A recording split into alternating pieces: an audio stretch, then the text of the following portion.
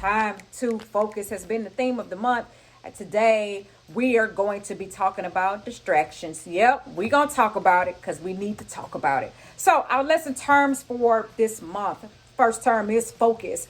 Focus is defined as the center of interest or activity to pay particular attention to.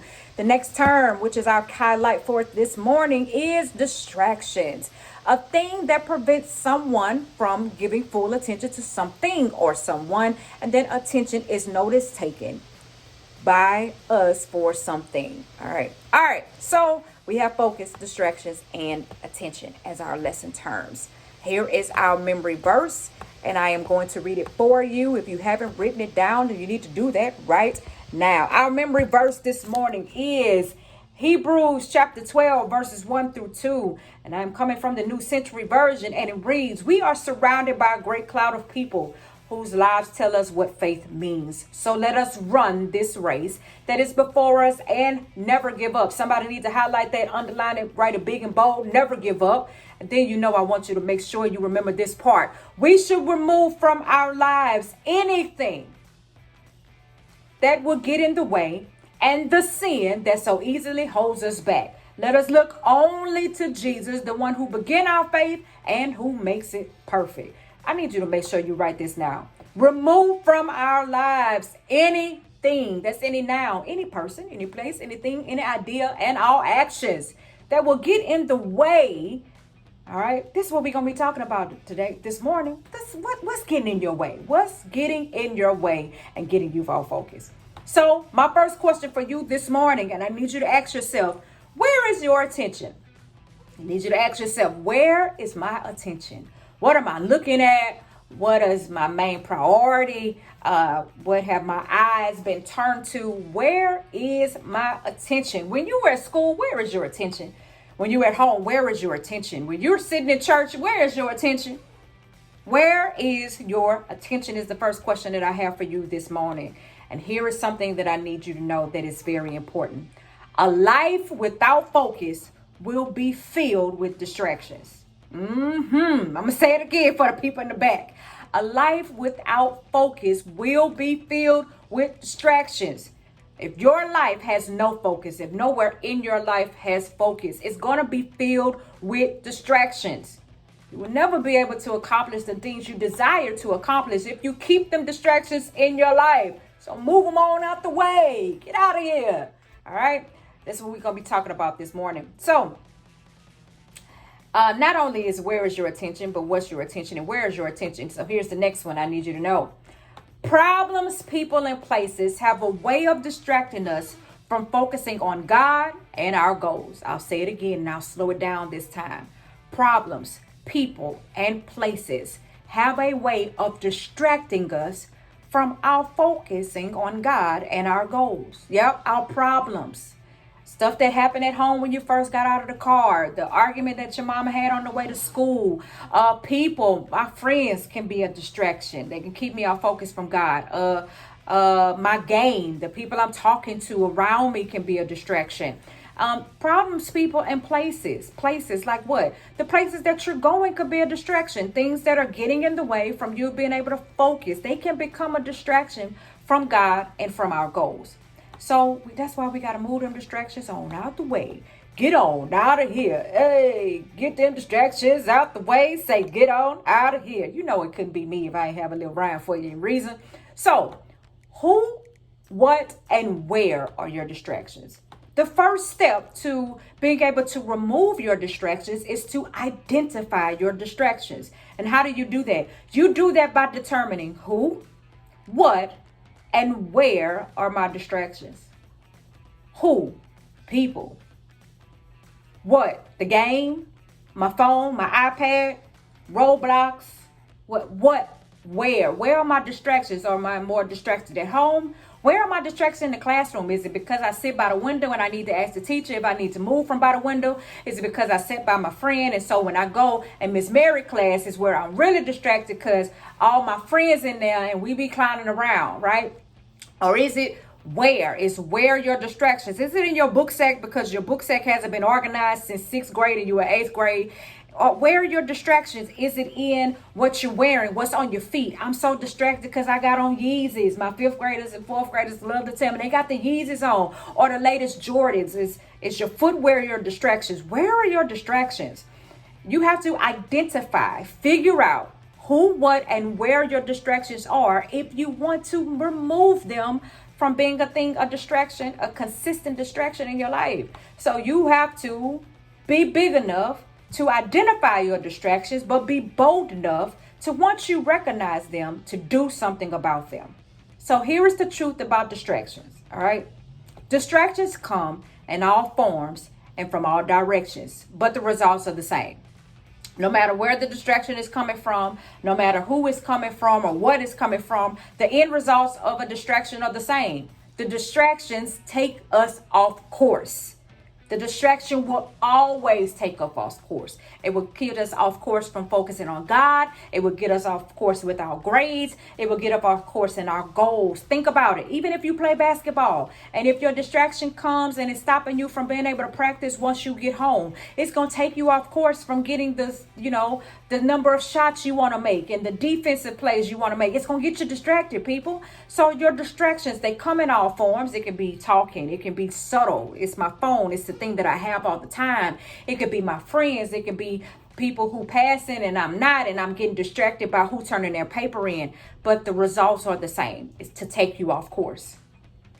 So distractions work by preventing us from, Distractions work by preventing us from experiencing something God has for us.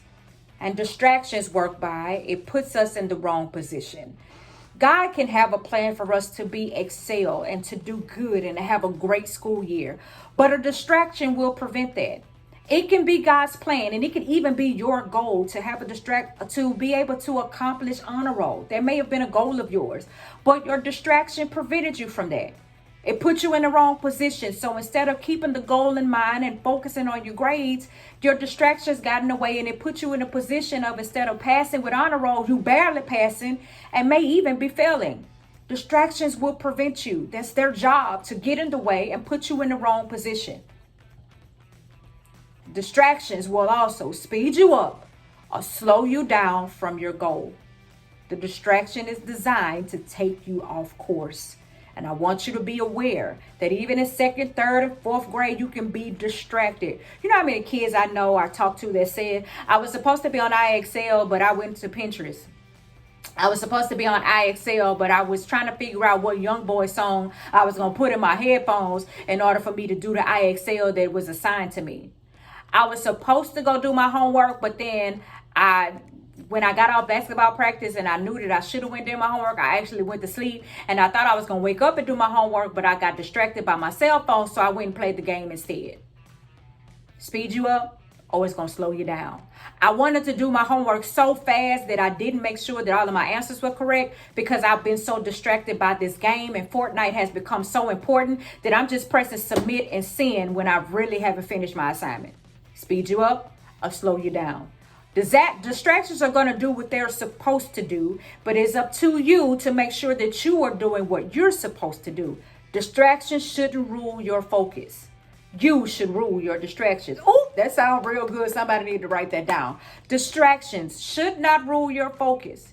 You should rule your distractions. Put them to the side and say, I don't really have time for that. If you need to be bold enough to tell your teacher, hey, listen, Miss Bergman, I just really need you to move me from a different seat, because sitting by the door makes me pay attention to whoever open and close it. And I don't want to be distracted by that door because I'm easily distracted. Can you put me where I can't really see the door? Or just being honest with your teacher and say, hey,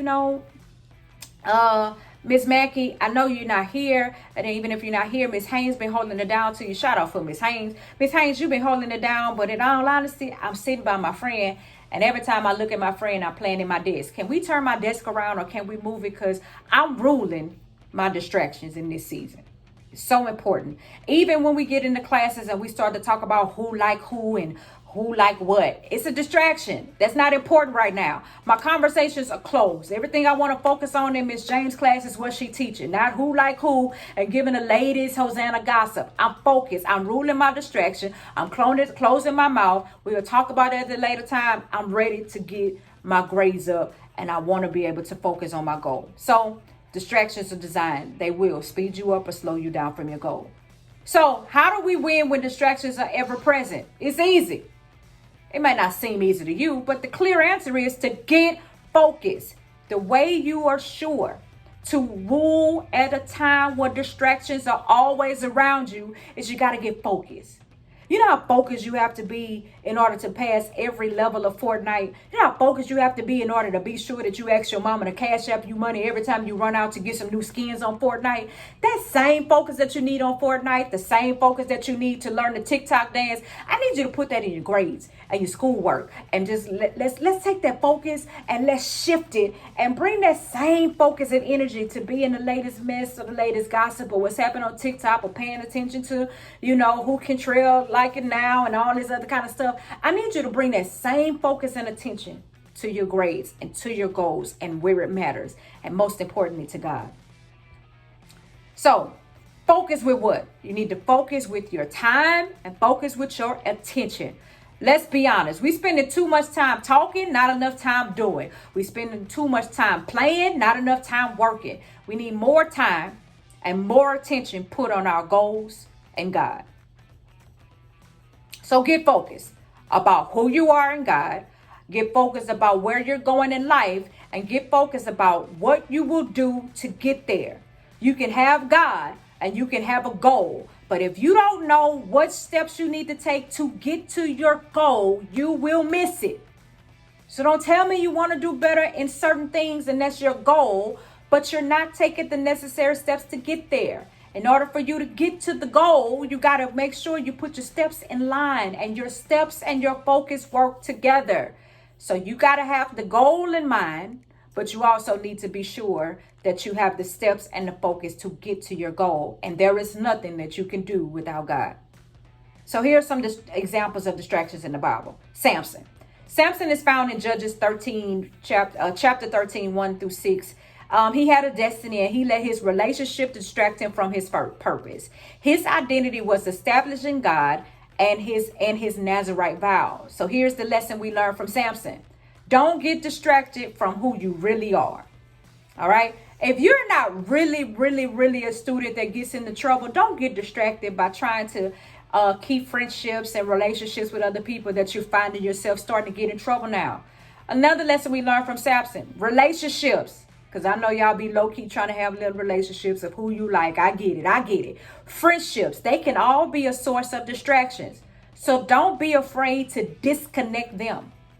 Don't be afraid. If you need to take a moment to say, hey, listen, we can't talk to after school, or I can't really fool with you because I'm realizing that I'm not strong enough to have self-control on my own. So I need to remove or disconnect for a little while. Don't be afraid to disconnect. All right. So another person or people in the Bible that gave us a lesson on distraction was Adam and Eve. Genesis chapter 2.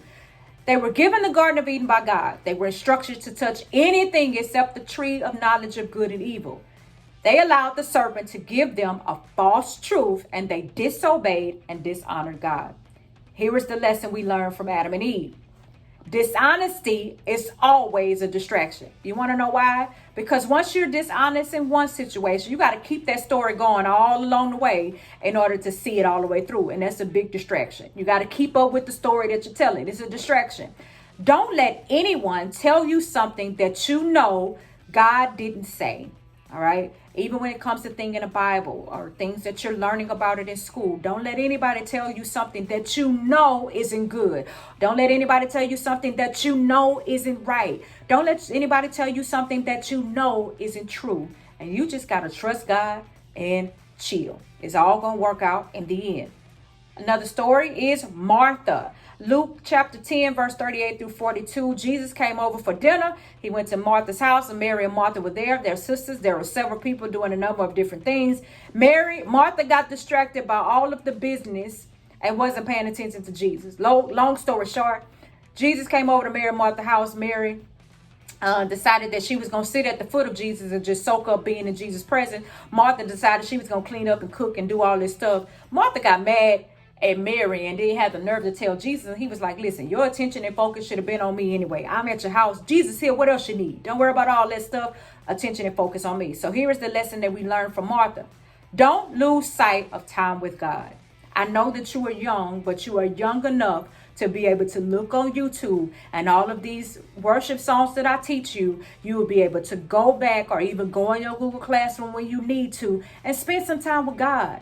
Miss Loud is not up there teaching and preaching for no reason. You're not learning a Bible verse just so you can get a good grade on an assignment. Those are all things that you can go back to not lose sight of your time with God. So on a Friday, when there is no test on a Saturday, and even on a Sunday, I taught you how to pray. You have some scriptures. You can look on YouTube and get you some worship songs. It is so important for you to not lose sight of time with God. In the morning, when you're waking up, put on some worship songs. Google it, YouTube it. Echo, I'm giving you the songs. I'm showing you that. Spend time with God. Say the scriptures. Say your prayers before you do things. And don't be like Martha, losing sight of time with God. Time with God is important no matter how old you are. You can never be too young to be able to spend time with God. So my second graders, my third graders, my fourth graders, fifth, sixth, seventh, and eighth, you can spend some time with God. Give God his time. In the morning, at night, not just for class. Put on some worship music. Pray when you're going through. Pray when you're having a good day. And don't lose sight of spending time with God. If you do it now, it can be an effort for you to not be so hard for you to do it later. All right. So the last thing that I need to teach you is that it's easy to get distracted. It's easy to get back on track too. You just have to choose your route. Just as easy as distractions are, it's also very easy to get back on track. Choose your route. Do you want to keep going down the road of being in the office and write-ups and bad grades? Or do you want to go down the road and make a U-turn and say, nah, I changed my mind. I need to go in a different direction?